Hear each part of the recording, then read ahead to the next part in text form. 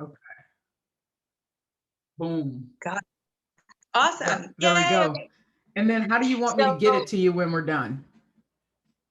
you can email it to me. Okay. Well, It's I'll put it in my Google Drive because it'll be too big for perfect. email. Okay. All Perfect. right. Perfect. Sounds good. So happy Friday. Yeah, Friday's still the best day. Yes, it is. Yes, it is. No matter what. Yeah, yeah. So first and foremost, let's start. Tell me about you. Tell me about your business. Tell me about your amazing clients. I want to know all about what you do. So like I can go so many different directions with this, right? I am a transformational life coach and I work primarily one to one with clients, but I am actually launching my first group program in the next month. So Yay. yeah, yeah. So that's presently what I'm doing right now, and this is the best time of my life. Like I'm not one of those people who look back and go, "Oh my God, my best time was in college. Oh my God, my best time today. This time is my best time right now, and I love where I am." Amen. I love that. Okay, so I am gonna put all your information in the notes and stuff, so everybody can get in touch with you from this. Perfect. But I know one of the things that I asked you about was gratitude. So, Yes. do you feel what kind of role do you feel gratitude has played in your entrepreneurial journey? You know, I think it's not overrated. And I know that you are someone who, like, you're writing a book on gratitude, right? I think gratitude goes hand in hand with being thankful. I was raised in a Christian household, and so it was kind of like be thankful for where you are, right? And then when it turned to be more intentional with gratitude, like there were some times in my life where I was like, kind of, bitching and complaining about why I don't have this, why I don't have that, instead of coming from the mindset of I get to do this, and then being thankful for my health, my, where I am with my money, with my business, all those things. And so I begin every day now with gratitude. And if something happens where I have an early appointment and it's like, oh my God, like yesterday I had a mastermind call and woke up 10 minutes before because I'm grateful that I am working as a full-time life coach and I don't set an alarm anymore. Right? Amen. Right. So I slept till 10 till 7. So I was like, but you know what? I still found the gratitude in the fact that, so what? I mean, I made it on time. I probably didn't have my hair fixed as well as I wanted it to, but I find every moment to infuse gratitude because I know that it fuels me, and it's impossible to feel two different emotions at the same time. So why not choose gratitude? Right? Absolutely. That's beautiful. I love that. Thank you. Um, and gratitude actually kind of transcends, I feel like kind of like joy or like hope. It can transcend all the other emotions because you can feel sad and grateful at the same time. Right? Don't you think? Like that's one of the powerful things about gratitude. Yeah, well, you can feel grateful. So whenever I think of feeling grateful and sad at the same time, like grateful trumps sad. Sad goes out the window because I go, that is the lesson that I've learned from that. Yeah, if I think about it and allow myself to leave the grateful, realm and go to sad, I'm sad for a moment. But for me, it flips back and forth. But Yeah. you can see the lesson in that. Absolutely. Yeah, but it kind of like helps you see the light at the end of the tunnel. Like I can be sad, but I know Yes. there's some, the light is at the end. The light is Yeah. there and I'm gonna get out of this. Absolutely. Like one of my biggest lessons of finding gratitude was when I was diagnosed with breast cancer in the beginning of 2020. Right? Now, I can be sad and go, "Oh my God, why me?" I could do the victim mindset and all that kind of stuff. There's no cancer in my whole family. But I chose to find they caught it early. It's stage 0. It's my silver lining, right? All these things because I was griping and complaining about things that didn't matter, Nicole. And finding the gratitude, that is what you're talking about, that light at the end of the tunnel. Oh my God, that is the perfect example of how I use that to do that. Yeah, and I have read that they've studied people that have things that might even be terminal, Mhm. and the one determining factor of like saying is this person going to be able to make it or not is their outlook, is what are they grateful or are they griping? And because it's so powerful in our minds, It is. that it really does affect our health, and it can help us. Yeah, so not only Absolutely. does it help us feel better, like emotionally, like to be able to Mhm. take on that charge, but it affects our bodies and it helps our bodies heal. So it's incredible, like what I stumbled into, and like Yeah. you mentioned, it's something that's so simple. You're like, Yeah. it can't be this easy. It just, it seems so small, just writing down 3 things you're grateful for, and it Right. makes such a difference. It does. It does every day. I had this woman on my podcast a couple of months ago, and she does like 100 gratitude things that she's grateful for each day. I have not been able to make it to 100 yet, but I'm like, without going, I'm grateful for that painting hanging on the wall. I'm grateful for those types of things. But I think that's so incredible. It's so important. And I've been thinking about that since we spoke. And I'm like, that's a good goal to get up to. That I had Yeah. challenged myself to do 3, but that's definitely gonna be, what I graduate to is gonna be 100. And it's like Yeah. interesting. I've started to notice, like, how many other things can I think of to be grateful for? So thank you for Right. expanding my vision, by the way. Absolutely. Yes, you're welcome. She expanded mine. So sharing the wealth here. You're just passing it along. That's Yep. awesome. That's what we're doing. So, the name of my book is Overcome Yourself. And Yes. so tell me about a time that you had to overcome yourself to get to where you are. You know, I thought about it because I know that the name of your podcast, everything is infused. And when I thought about my biggest struggle to overcoming myself that made me feel like, I was being selfish, was overcoming guilt and the shame I felt about my sexuality. And because I'm from an older generation, and we didn't talk about these things in my family. My mother and I never had a conversation about it, and it took me a long time to come to grips with that, and I kept feeling like it was a part of me. Like, it doesn't define me, but it's a huge part of who I am. And so I felt like I wasn't being fully honest with who I was. So if I wasn't being honest with who I was, how could I, you know, serve my clients? How could I serve the million people that I want to impact if I'm not living authentically, if I'm still hiding who I am? And so it took me it took me 2/3 of my life, Nicole, to come to terms with that.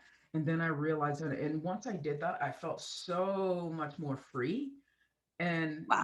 it was like I like literally was able to untether myself, like I was carrying around 250 pounds of guilt and shame, like in a backpack or something, and I was weighed down. And once I untethered from that, it was like, oh my God, I don't have to lie about things, I don't have to hide things. And so that allowed me to go, oh, I can see so much more possibility. So Wow. that was it. Awesome. And so how does that like work with your business? Like, do you find, is your niche in the LGBT community, or is you work with everyone? Like, Right. how does that affect I your don't, I day-to-day? don't, right. Like, I don't work with everyone. I don't necessarily specialize in the LGBTQ plus community, but I do have LGBTQ plus clients. It helps with my business because I believe the things that were holding me back were tied to my specific identity and the things that I wasn't accepting about who I was. And so it ties to my business because that is the transformation that I help my clients get. We figure out, what is that baggage that you're carrying? What are the things that you're tethered to that are going, that you either won't face, or you keep telling those emotions are stored in parts of your body from past stories, past experiences that we just haven't moved on from.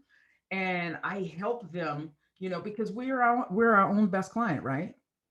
Yeah. So I help them, release the guilt, the shame, just like I did, as far as forming a new identity. because my transformation is all about, if you want this goal in the end, you can't be this person that you are today, or you would already have it. Who do you need to become in order to make this happen? That means you're untethering, you're releasing from the other part. And so, me being able to do that has paved the way. It's like, oh my God, look what it did for me. And so, I know the power that it has for someone else. That's awesome. That's awesome. Um, and I love it because and I'm in a lot of like entrepreneur groups and stuff. Yeah. And, I don't remember seeing anyone else doing this, like as far as like Mm, LGBTQ plus coach. So I yeah. think it's awesome. That's a great little niche to be in. And the transformation, like accepting yourself. Yeah. I'm also engaged to a woman. There she is up there. See, And look at us, like minds. Congratulations. thank you. And I love it. I was Yeah. like, we recorded an episode during Pride Month and we didn't even talk about it. It's so funny. Yeah. Um, and yeah, it is liberating, like when you can just be yourself, and Yeah. when, we I don't know, it's just, and then it allows you like to be just grateful, like you're grateful instead of, because that is also lack mentality, like you're Oh, still worried about what you don't have. I'm right. not this, well, no, but I'm grateful because I'm this, I am me. Absolutely. So I think gratitude plays a big role in that as Yeah. well. Okay, let me see. I'm looking over the questions here. I have this thing that won't close. Okay, so I don't know. Tell me more about your podcast. Tell me more about how you came up with the Reinvent You podcast. Like, where did that idea come from?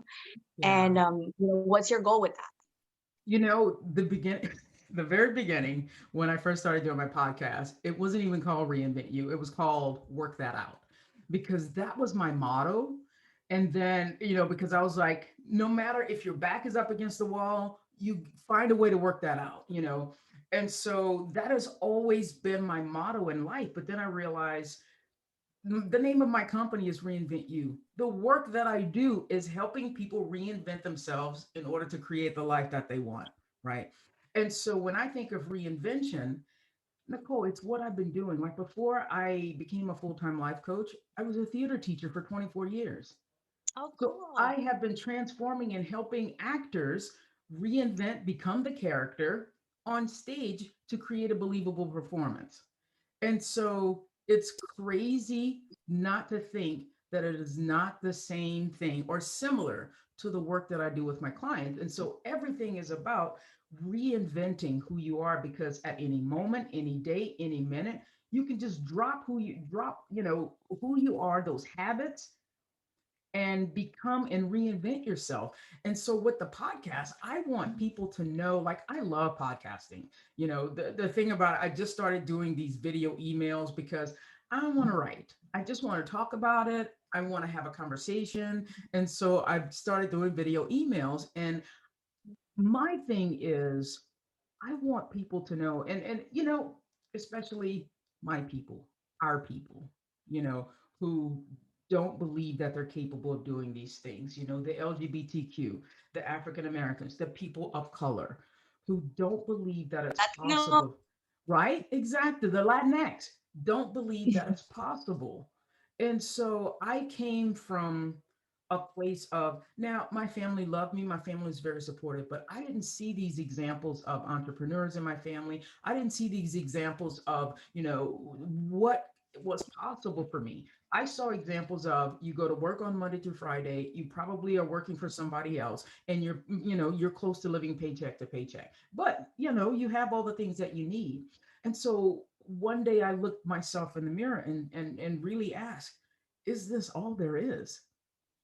Am I just going to be doing this? And I wasn't satisfied with that. And so, with the podcast, with the work that I'm doing, with the impact that I want to have, I want to help people get that life. I want them to help them become the people that they want to be, the person that they want to be, so they can create the life. And so I really want everybody to know that it doesn't have to be this. It just doesn't have to stop here. You don't want to have on, look back on your deathbed. I just think everybody's going to be 100. You don't want to look back at 100 and go, oh, I think it's Denzel Washington who talks about, when you're on your deathbed, you have the ghost of all the dreams. Here's the ghost of that was a song that was supposed to be written. That was a play that was supposed to be performed. That was a Mm. business that was supposed to be started. And they all stand around you and surround you. It's like you can hear the voice, and you let me die within you because you didn't have the power to actually fulfill that dream. So I'm dying with you. Wow, wow. Yeah.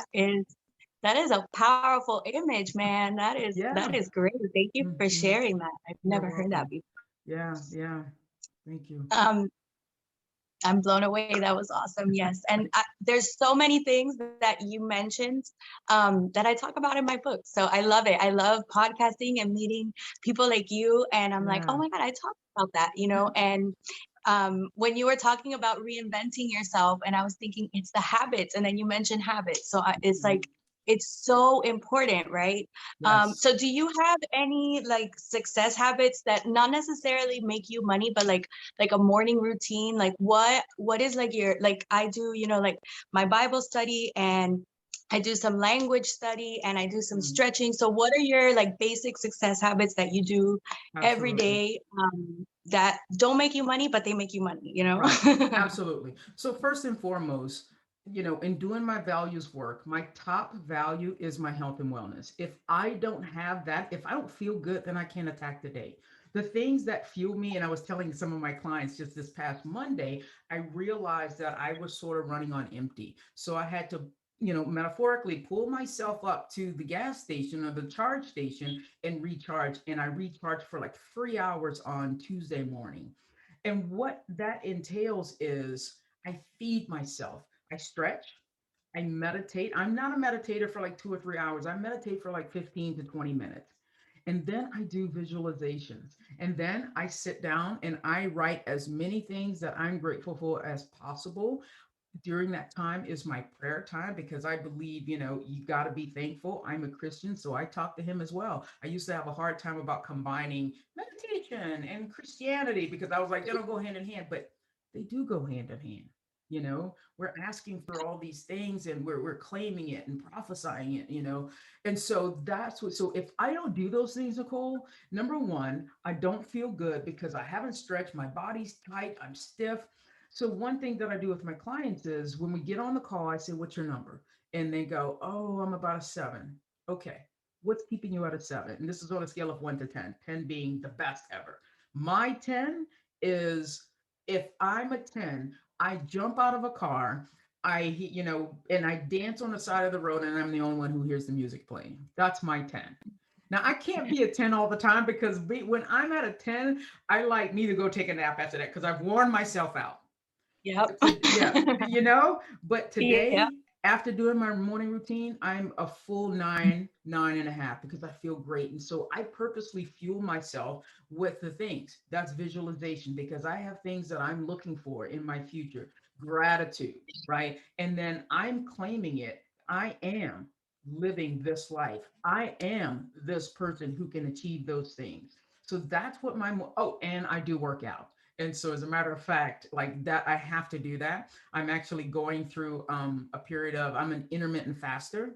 And so I love doing that. And so part of when I was getting ready this morning, I was like, oh, I got to stop my workout because I have my podcast with Nicole. And so because I'm intermittent fasting, I was only able to squeeze in 30 minutes of working out. But that's a valuable part of it as well. So I feel like all of those things fuel me for success. That's awesome. That's Yeah. awesome. Yeah. And it's simple things, I love that you give yourself time Mhm. to invest in yourself, because one of the Right. things I talk about in the book is overflow. Whatever is in you is what's going to come out. So if you're Yeah. miserable, even if you don't mean to, that's what's gonna come out because that's what's in you. Like, you know, you can't be an apple tree bearing oranges, you know what I mean? So even if it doesn't take long, like my morning routine doesn't take me long because if, you know, I'm so easily distracted. So I intentionally made it very short. Right. Right.